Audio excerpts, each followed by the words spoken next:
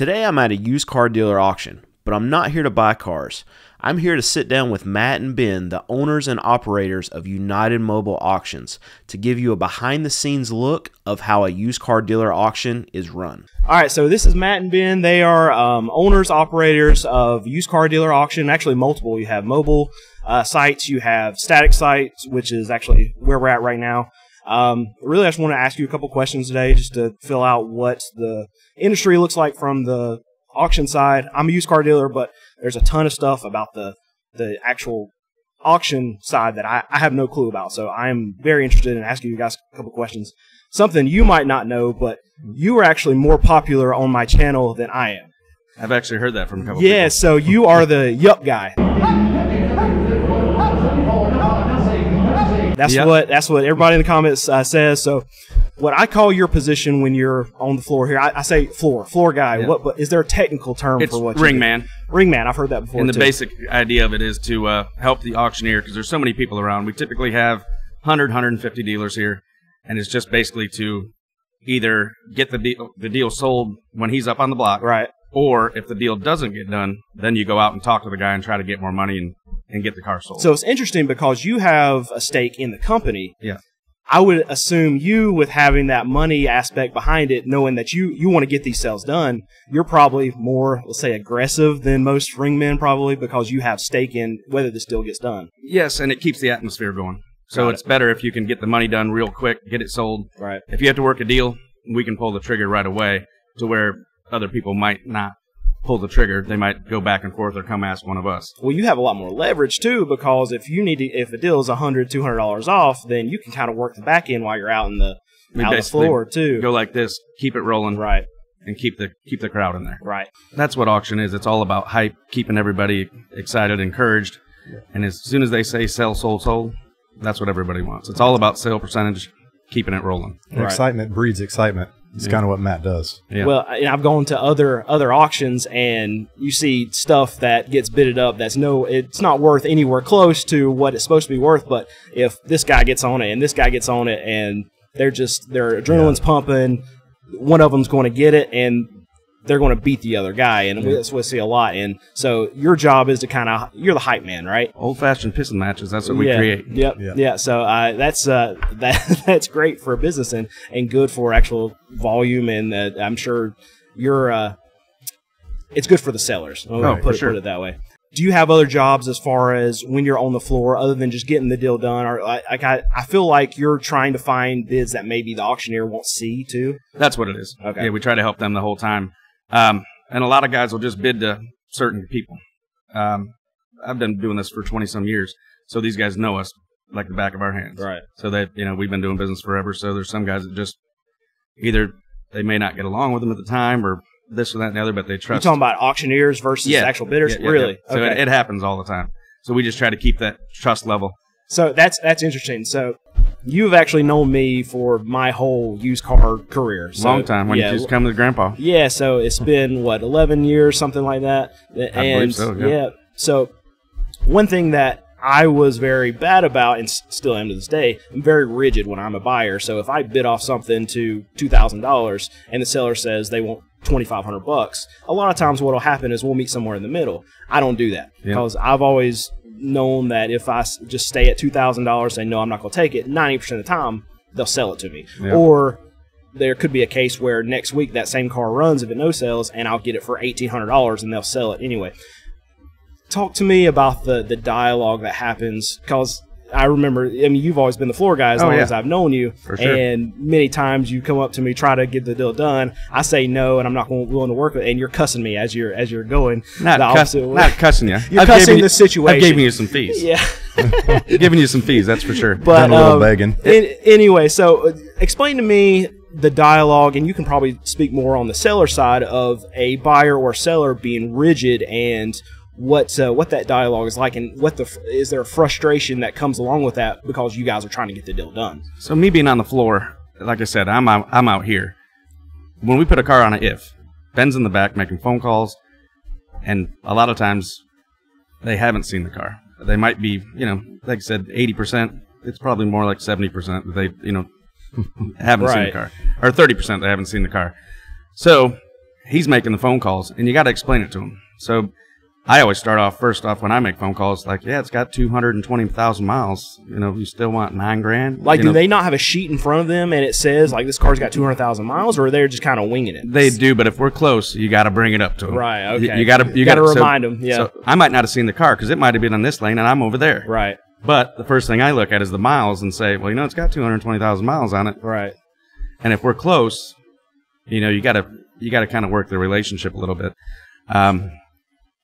But on his side, making the phone calls, and you know, it gets grinding because a lot of times they haven't seen the car, or it's a general manager making the car, or you know, somebody that's not the used car manager. So might when not you're have seen on the edge of getting the sale done, you could probably tell how you've done this long Sure. enough. You can tell how. So what do you say to them to push them over the edge? Say they're $500 apart, and you know they just need to sell this car. Well, the one thing that we do, the vehicles that aren't if bid, it's usually the dealers that don't come to the auction. They can't make it for whatever reason. A lot of these guys are really busy, so they may have 20 cars here to sell, and they give us their floor numbers, which is basically their reserve. Right. So if the car meets the reserve, we sell it on the spot. If it doesn't meet the reserve, then it goes on the phone call. So we call the dealer, and I would say pretty much the standard thing we do is we tell them about all the winners first. So you butter them up a little bit. It's Sure. kind of good news, bad news kind Right. of thing. And Yeah. they do plus. Right, And then keep because it. they just need It's they an just need a average. number to end up at the end of the day, Sure. right? Okay. Most of these dealers, some of these dealers say, hey, we just want to break even on wholesale every month. Right. Some of these guys say, hey, we'd like to end up with $300 profit every month. Everybody's matrix is a little different. So when you tell them the winners and then you tell them the ones that didn't quite get there, some of those cars, they may say, hey, listen, we needed $10,000, but because we made $700 on that last car and you only missed this one by $300, they just sell it. And do most of them operate like that, or do you find that there's some of them that they're- take it by case basis and like I have to hit this number on this car? Some of these dealers, just like our buyers, are in love with X car, whatever Right. that car may be. So they may really have, maybe they appraised that car themselves, or maybe they had that car at one point and they just love that car, so they think it's worth a little more money. I would say most of the dealers do it on an average. At the end of the day, hey, we're on top. Let's sell all these cars. And there may be a few that they just they say, hey, listen, we know that car's worth a little more money. Let's either ask for an extra $500 or let's rerun it next week. Now, Some may be a little rigid, like you are. yeah, Right. some of them are. Some of them I are would rigid. I and would they won't move. I would assume that more sellers would Yeah. be more rigid than the buyers, especially in this environment right now because it's so hard to get cars. That there'll be, now we're starting to see the shift that Right. buyers are tightening up. I even see here there's less buyers here. Sure. At every other auction that I'm going to, there's less buyers. Things are changing. More no sales. What are some of the complications that I don't know if you guys look at the wholesale data like from Cox or anything like that, but I mean, I can see all this data. I can see wholesale prices are going down by observing the data. Sure. What stuff are you guys seeing on the ground floor that's changing that wasn't happening 6 months, 12 months ago that's happening right now? I had one, for instance, this week. A guy sent me a video of the car on the auction, and he said, "Look at this. It brought 13,000 here, 13,100, Yeah. 2 weeks in a row. It didn't even get a bid of 11,000. So that's the difference. The market's changing so drastically. Right. So these people are tightening up. Things are changing fast. I believe that, and it's kind of I don't know if it's 100% of the time, but typically what a car brings the very first time to the auction is the most it's ever going to bring. Right. First There are- money, best money, right? There are instances where, for whatever reason, the car may be at the end of the sale, or maybe there was something in the other lane that everybody walked away to go watch what it brings, and we just missed it. Right. But I would say 9 out of 10 times the car brings the most money the first time. Yeah. Sometimes it's not always true. Unless it's a specialty piece or something like could that. be. Yeah. Now, in the last 6, 12 months, that hasn't necessarily been true. Do you feel like maybe franchise dealers, the guys who are bringing these trade-ins, have they been lulled into this kind of environment that they've experienced now for the last 2.5 years? Do you feel like it's going to be hard for them to come off of that, and that's why we're seeing so many no sales right now?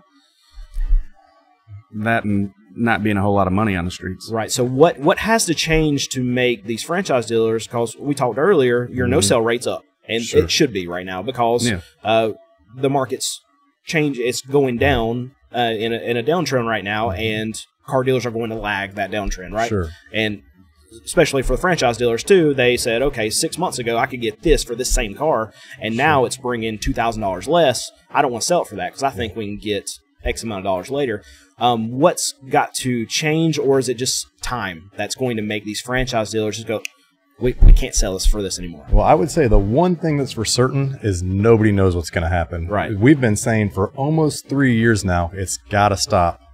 And this is the first time that we've seen a small hiccup in the car business. And it could come back strong as ever. Well, we saw one back in the fall, and then tax time hit us in the You're face. right. Yeah, and that's what made inventory go down. That's what made prices spike again. But now I think we're continuing that downtrend that we saw last fall. Sure. I don't know if you guys noticed increase in no sales in the fall and the winter of last year, but I noticed that a lot at a lot of the auctions that I check out. When I started doing this channel right here, that's one of the big things that really made my channel grow, is because I was reporting on this kind of stuff that I was seeing at auctions, and it's coming to fruition through the data that you see. And then we saw the hiccup of tax time, and now I think we're just continuing that downtrend we saw back in the fall and the winter. I think the thing that's just got to happen is, because we're already seeing this downtrend in the data, is there hasn't been a whoosh of all these franchise dealers just saying, you know what, we're not going to bring in more money, and they're going to start dumping their stuff. And I think we're probably a month away from that, in my estimation, is when we're going to actually see that downtrend. It all has to be sold eventually, and it all does get sold. The franchise cars that come to our dealership, I would say 95% eventually sell here, whether it's the first time or the second time. So on a dealer, we talked about this a little bit, but on a seller that's rigid and needs this amount of money for this car, on average, how many weeks does that car have to run before either A, they take it out of here, or B, they just let it go for whatever it's going to bring? I believe almost everyone. They rarely make it 3 sales for a franchise dealership. They rarely make it to a 3rd sale. They make it to the next month where they can put it into the next month and make it up somewhere. And what's the conversation when that happens? When you see this come through on your sheet and you're like, okay, Randy, you've ran this car for 4 weeks, and now you see it's bringing even less money than it was the first 2 weeks. You should have sold it. You can't say that, but they realize it. A lot of times they'll say it. So in your mind, you're like, well, you should have sold it then. First money, best money. I don't know if you ever repeat that phrase to them. Probably can't, but any of you watching, first money, best money, so we know that. But depends on how mad they are. Yeah, I mean, you probably just have to say, well, we've run this car 3-4 weeks, so what do you want to do? You want to run it again? Everybody's a little different. Yeah, there's some dealers that, if they tell us they need $10,000 for a car and it did 95, most of the time, the buyer will come in and say, hey, I'll split it, give you $97.50. There's some dealers we won't even call back at the $97.50, because if they say $10,000, it's $10,000. They're like me. Right. Yeah. We're not going to make. So Right. Now I'm the complete opposite. If I'm selling a car, you call me. I don't even want to hear the number. I just say sell it. Right. Right. Yeah. You've got more money. Right. But I mean, the stuff that we're selling through is cheap anyway. But if we're sending stuff to the auction, I don't want to see it ever again. But I know typically first money, best money. Now I will say we ran one of our turds last week, and it only brought $800, and then yesterday it brought $1,300. So that was one of the cases where, Alex was watching. He was like, "There's nobody around." So some cases these dealers are right where you can get more money later on. It's rare though. Yeah, it is rare. So that's interesting. The conversation that you got to have with these dealers to say, "Oh, well, you know what? It's time." Yeah. Yeah, it's like putting down a dog or something like that. Sure. Thank you guys for letting me come in and ask you a few questions. Thank you. Thank you very much. United Mobile Auctions. So any of you dealers that are in the North Carolina, South Carolina area, they have 4 auctions. I'll put a link to their website in the description below. Dealers only. They're dealers only auctions. Dealers only. Not dealers public. only is the most important part of that conversation. And franchise dealers. They have a good system set up with mobile.